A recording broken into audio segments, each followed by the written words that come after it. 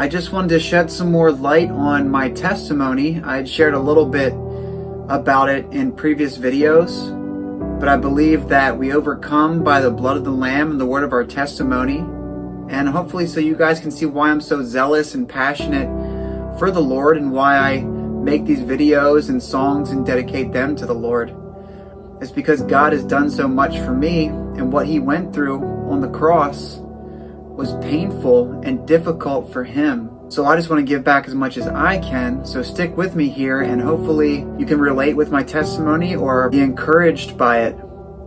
So I remember first trying to pray and talk to God around the age of 12. I didn't grow up in church and I wasn't religious. I just remember sort of thinking about God and just praying, saying, God, please reveal yourself or give me a sign that I know that you're real. And I remember being very earnest about that, and I felt like I didn't get an answer. So I just got pretty angry.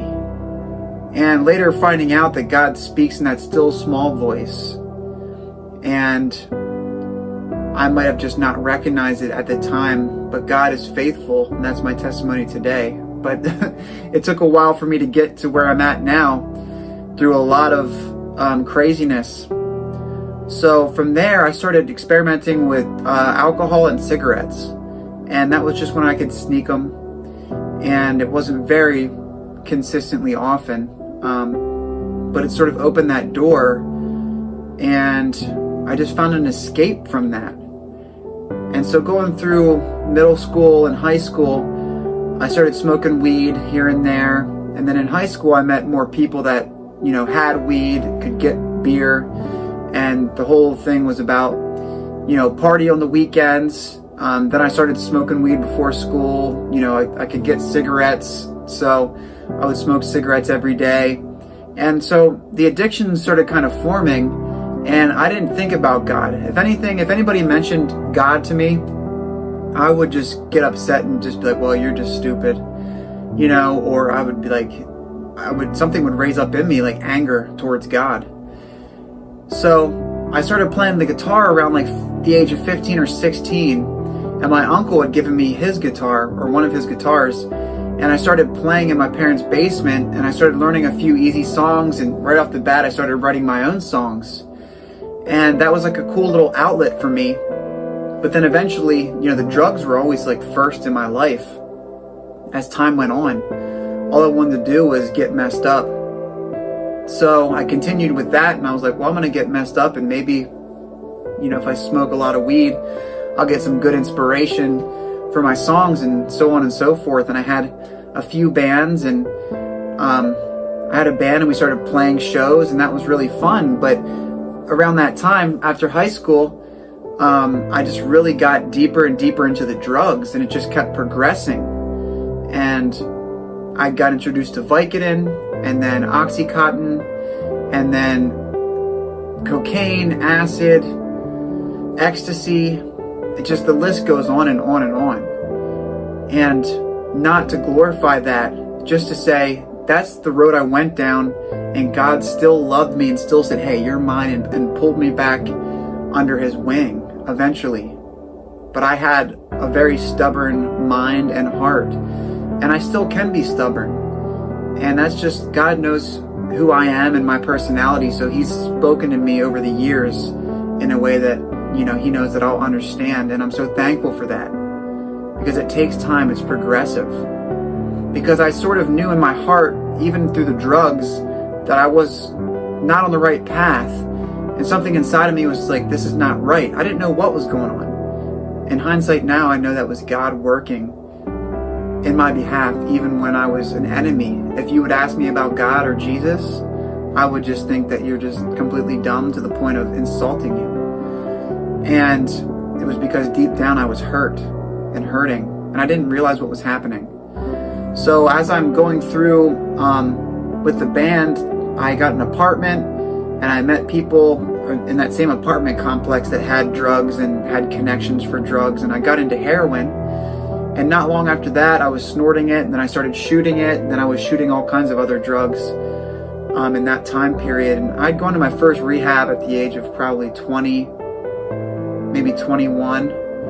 And then I got out of there really quickly, and I had weed at home. I wasn't really taking it serious. It was just like, well, I need to take a break, but I'm going to go back to the drugs. And so I just kind of went back right to the same thing. And I just kept on taking the heroin, and I would stop for a little bit and then get back on. I would try to stop. I would say, well, I'll stop taking the Oxycontin, I'll just smoke weed and drink. And that went on for a couple years, where I would just drink and smoke heavily. And then the pills came back in, the weed came, the heroin came back in. And next thing you know, I had to move out of my apartment. And then I moved back in with my parents. Then I moved back to that same apartment with different roommates. And we were all doing the same type of drugs, and we were all into the same type of thing. And it just went downhill fast. And around that time, I started getting into like witchcraft books and the occult, and just really looking into some of these figures and what they were teaching. And I'd already been looking into like Buddhism and just different religions already. I was always intrigued by spirituality. And I felt like the acid and the different drugs was bringing me closer to God or enlightenment. But it was really just putting more chains on me mentally and really just dragging me down further and further into addiction and completely losing my own personality. So in that apartment, getting into the occult books, things started happening. I mean, the window in the kitchen would just go up sometimes, and we would have lights that would turn on. I unplugged it and it would just turn on and turn off, and I was so gone. Everybody around us were doing drugs too, so everybody was so gone. It was just like another thing. We're just like, wow, that just happened. You know, we're all standing in the kitchen, the window just flies open. We're like, what? And we would talk about it like, whoa, that's so crazy. Did that really happen? You know, and I would question myself. So eventually we brought like a medium in to kind of see what was going on. The medium came to me and was like, the spirits want to talk to you when you're ready. I was like, what the heck? And I started freaking out. I was so scared after that point. And then my roommates were like, yeah, we saw ghosts and different things that were happening. And I had this book and I was reading it, and I was like, what is going on? I started honestly becoming scared. I was like, okay, this stuff is real. The occult is real. And my roommate, they really wanted to read the book that I had. And I was like, man, something inside of me was like, it's going to be a really bad thing if we all start reading this book. Because I wasn't totally given over to it. I was just sort of checking it out like I would do other religions. So at one point I walked into his room, my roommate's room, and he was asking about the book and stuff. And I was like, man, I don't think it's a good idea if you read it. And for whatever reason, he gave me a Bible. And I opened up the Bible and I just read a verse. And I don't remember which verse it was, but it just started making me just cry. I just started bawling my eyes out. And immediately I knew I had to go and burn that occult book. And I went to my room, I took it out back, and I just burnt it. And when I was trying to burn it, the lighter blew up. And it was like this, it was just crazy. It was a spiritual warfare that was going on. And part of me was like, whoa, if this occult stuff is real, and I could tell the energy it was not a good energy. I was like, if the devil is real and demons are real, maybe Jesus is real and God is real. And maybe the Bible's real, which I had never been reading the Bible. It was just that verse that I read in there just blew my mind. And it broke through my cold heart and my personality that was gone. So it ended up getting so bad. I was working at a job and I cashed out my retirement, and I just got so far gone that I don't even remember a few of the weeks. I just totally was so high the whole time. I don't even know how I got back and forth to work, and blew all my money. And I got to the point where I was stealing stuff from my friends and pawning it to get drugs, and they were so mad at me. I was in such a bad condition, I could barely get out of bed, that they wanted to kick my butt for stealing their stuff. But I think they felt so bad for me that if they would have beat me up, like I was already beaten up. I don't know why they didn't kick my butt, you know, but I was in such a weakened state, it wouldn't even have made them feel any better. So it was just very, very discouraging times. And I knew something was wrong, but I didn't know how to get out of it. I didn't know how to stop doing drugs. And I was just on a very, very slippery slope. So I decided I'm going to reach out to my dad and try to get into a rehab again. So this time, my insurance company sent me to Florida. So I was down in Florida and I had a good start down there. Got to like a halfway house, then to like a recovery house, and I was living in Florida for like 6 months or so, maybe 8 months, and I had a job. Then I got another job that was better and paid more, and I really had a good thing going for a little bit, but there was still something inside me that was like, well, maybe I could use these drugs and get away with it and just, use just a little bit of drugs and everything will be okay. And that was a lie, and I just really didn't want to face up to who I was and my real problems behind why I used the drugs. So I got kicked out of my living arrangements for using drugs because eventually that came to the surface. Lost my job. I ended up in a hotel room with nowhere to go and just a drug habit all over again. And I was just, it was bad. All I was doing was just heroin, and I was just shooting it up. And thank God for my dad, because he tried to get a hold of me and couldn't get a hold of me, and he called the hotel where I was staying, and they actually came up and they knocked on the door, and I didn't answer apparently, and they opened the door, unlocked it, and they woke me up. And after that I talked to my dad. I'm like, I should probably come home, and thank God he let me come home. My dad has been solid for me, and it was, looking back, that was like a representation of Christ. It really was, and I didn't understand. And so basically, I'm down there in Florida. I'm like, okay, I'm gonna leave. So the next morning, I start heading towards Pennsylvania, and I got lost in Jacksonville. My mind was still in a haze. I was still actively using drugs. And then on the way back, I think it's 1,800 miles, I slept at a truck stop in South Carolina, but I made it home. And this is just a testament of how good God is. Not to say, wow, I went through all this stuff. Like, God didn't make me go through these things. He's a good God. He would not want me to go through all of this stuff. I was so stubborn. And the testimony is, God's glory is, he still loved me, despite what I was doing. And I was just, didn't know what I was doing. I was so lost. I knew what I was doing was wrong and it was bad, but my mind was like, I need to do this. I need to do drugs, or else, I get really sick and it's horrible. So I got up to Pennsylvania, and not long after I get back to my parents' house, my mom gets diagnosed with brain cancer. And I'm just like looking at myself in the mirror like, what have I become? Like, I keep screwing everything up. Every opportunity I get, I just keep doing drugs and I can't stop. And now my mom is sick. What's going on? So I checked myself into a treatment center. Well, it was outpatient. So I got on Suboxone maintenance, and I had to do therapy every so often. And so my mom was diagnosed, and she started declining pretty quickly. She had an aggressive brain cancer, and it just sort of spiraled pretty quickly. And since when I got back to Pennsylvania, everything went downhill really fast. I was able to stay off the drugs and stop going down, to the city to buy drugs, and I was off the streets, but I was still not in a good mental state. And at that time, I got into a relationship that progressed really quickly, and I had a son to my girlfriend at the time, and that was like right around the time my mom was really, really on the edge of passing.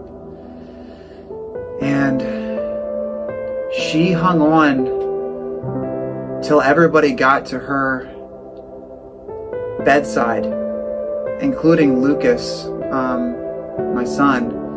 And she met my son before she passed. And I was able to be there with my whole family, and me and my sister were sitting on her bedside when she passed away. And I just remember seeing like her spirit leave her body, and that changed my life. And I realized that I'm gonna die someday as well, but not in a depressing way where I look at it now, it's not a negative. I want to give my all back before I pass. But at the time, I was so screwed up in my mind, and on Suboxone, I was on medicine. I didn't handle it well. And I stopped taking my Suboxone medicine, and I went and got heroin. And I started snorting it again.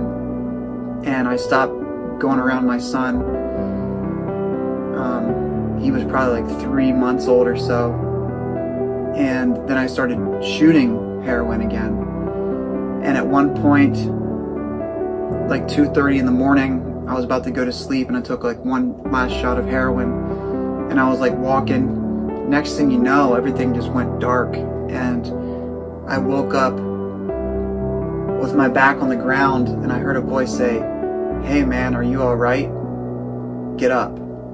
And my eyes opened, and I was like looking up at the stars, and I was sort of like looking around like, what is going on? I see my drug paraphernalia scattered everywhere, so I kind of cleaned that up, and I kind of just sat down for a little bit, just really dazed, and I was so intoxicated.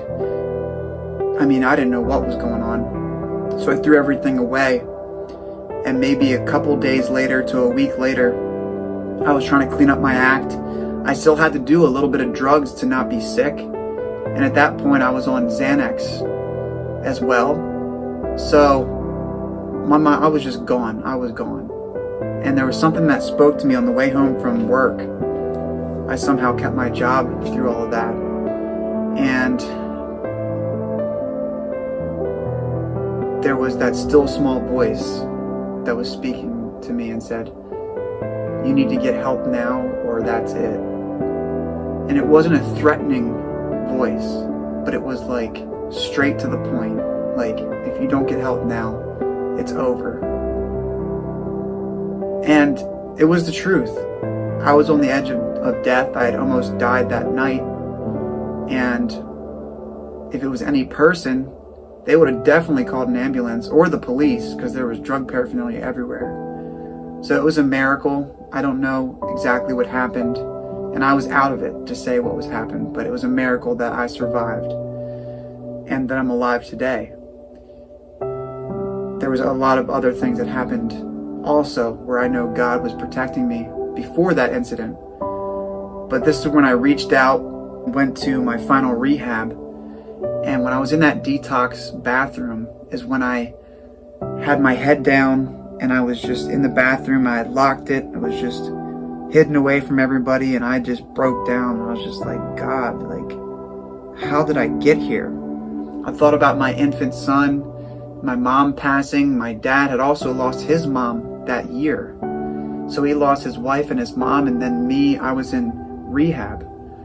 So I was just like, how could I do this to them? And I just was crying, and I was just like, God, help me. Please help me. And at that moment, somebody knocked on the door, and I was like looking up, and I was like very emotional, and I was cussing them out. I'm like, I'm in here, like, leave me alone. And they're like, okay, when you come out, I'll talk to you. And I was just like, got myself together. I was like, whatever.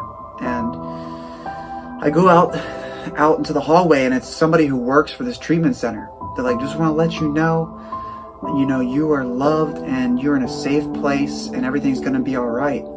And I was like, oh my gosh, like, it was like an immediate answered prayer.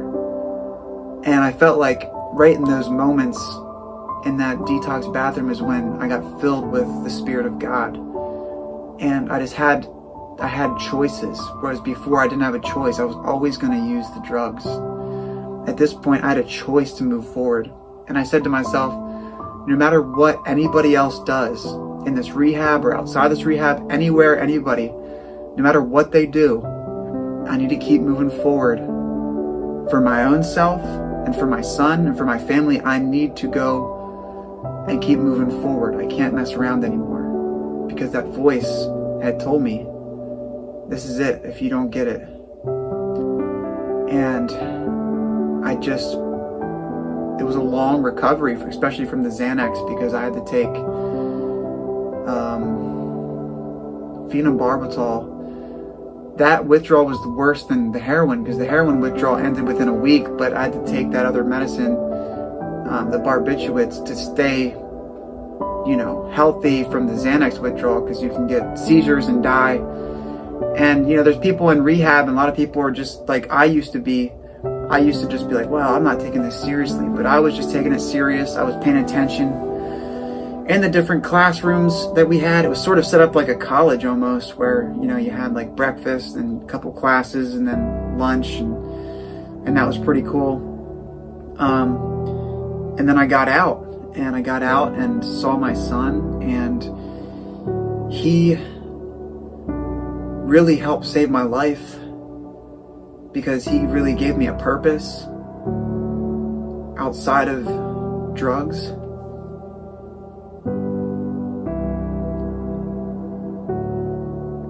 And God really used that relationship to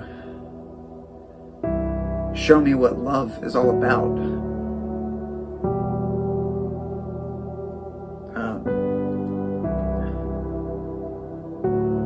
He kind of showed me how much he loves me through how much I love my son,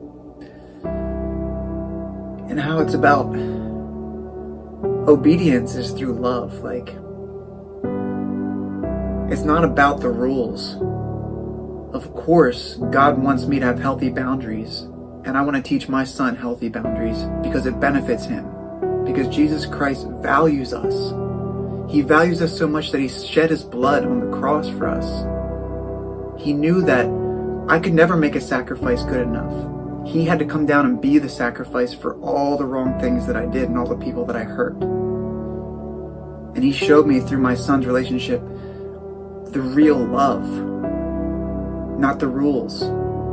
And because I got into rules, when I was in rehab, just waking up and, gelling my hair, just taking care of the little things helped me to value myself enough to want to stay clean. And it really started with the small things.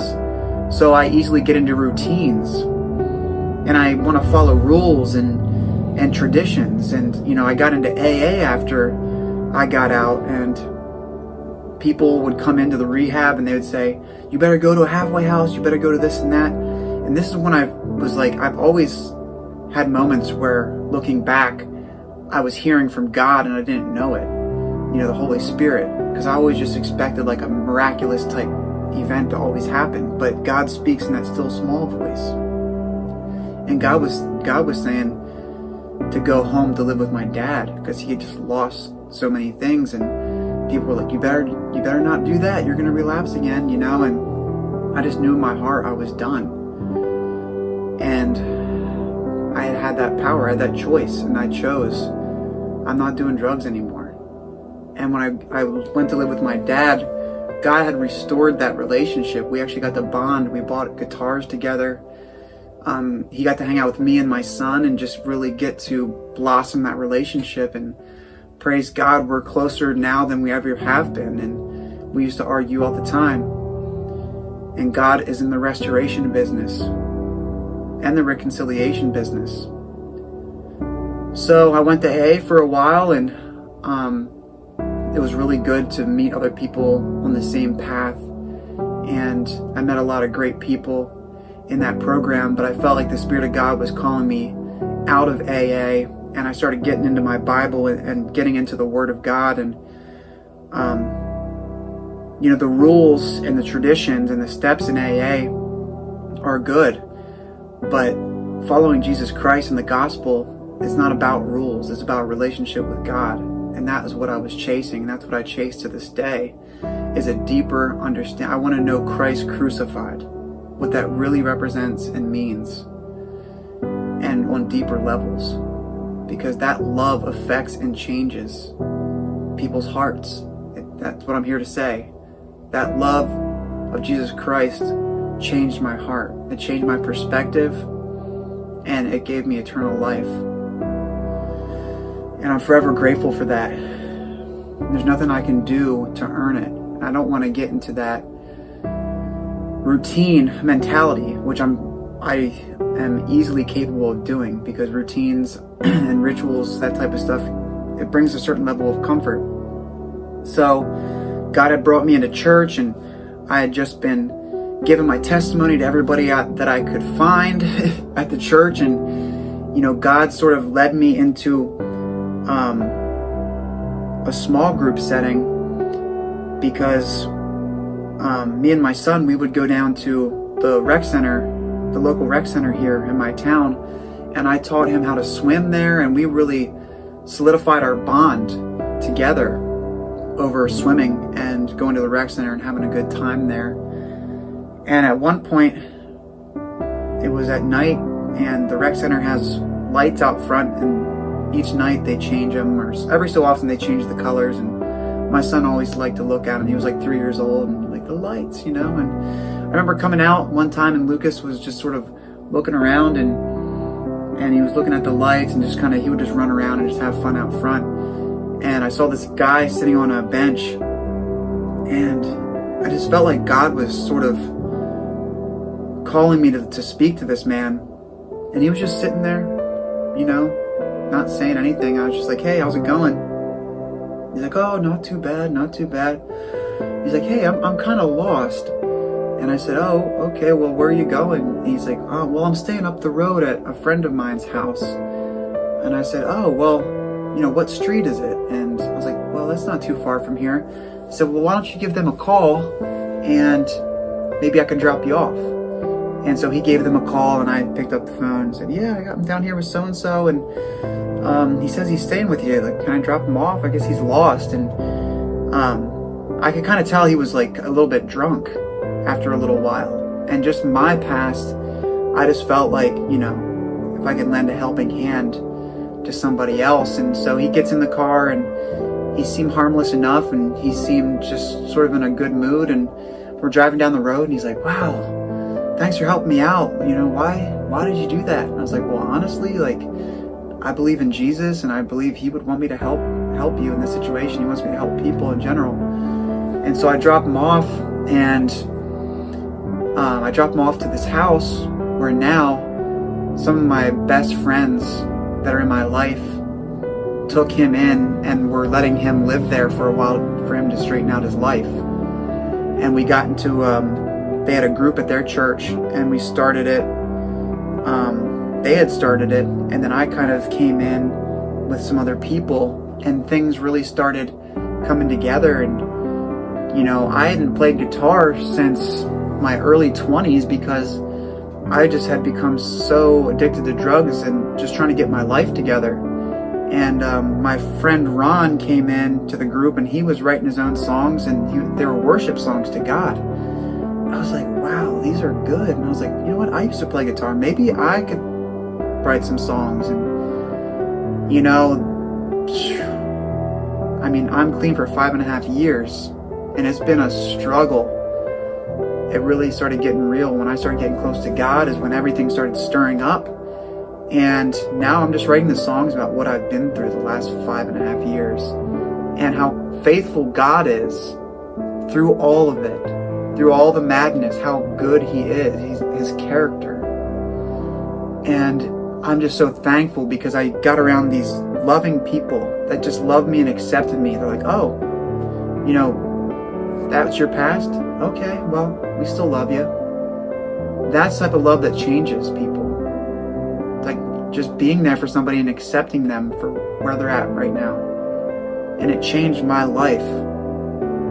And I realized, hey, maybe I can write songs. Maybe I can dedicate them to the Lord. Maybe that's a way that God can use me. And many other thoughts that are good had come up. And I'm just here to say that God is in the restoration business. He wants to restore those relationships, and he wants to restore the relationship with him. God knows all of us individually, and he knows our personalities. And so that's what I went through. And I hope to open up the door on this channel to bring other people in to give their testimony, because I believe it's so powerful. Because it's not my story, it's God's story. I just said, I agree with you, God. I surrender. And some days are better than others. I didn't always just surrender every morning. It's progressive. The more that I saw God come through for me and be faithful, the more I wanted to be obedient. Because I'm like, wow, he is good. Because all the years that I had seen, I wasn't seeing God, even though he was there. I was so selfish and wrapped up in the drugs and my mind was gone. Satan tried to take my mind away from my ability to connect with any relationship. All I wanted was the drugs. I didn't want relationships. So Satan was already trying to get at me, but God said, nope. Then I read in the Bible that he who is in me is greater than he who is in the world. I needed to see that true power, because I was searching for other religions. I was searching for, the occult, for power. And I found and came in contact with the true, only, holy power in the universe. In a detox bathroom at my weakest, God's power was made strong. Because I realized it's not me. I can't do it. And following Jesus, the true gospel, that is the only belief that has nothing to do with any type of religion. It's not religious. Because there's no amount of work I can put in to get to heaven. It's only being right and reconciled with God. And then he's so good, he even restores us after we're made right with him, so we can have a sound mind and a blessed life, and so we can bless other people. So I gave my life back to him after he gave his life for me. And he gives me back abundant life. Because I didn't want to be in a religious system where I'm constantly running the treadmill trying to please God and other people. And I pray that God would cut that out of me. Anything residual, that I would just be able to follow God and the gospel in the purest. So anyway, thank you guys so much for listening to my testimony.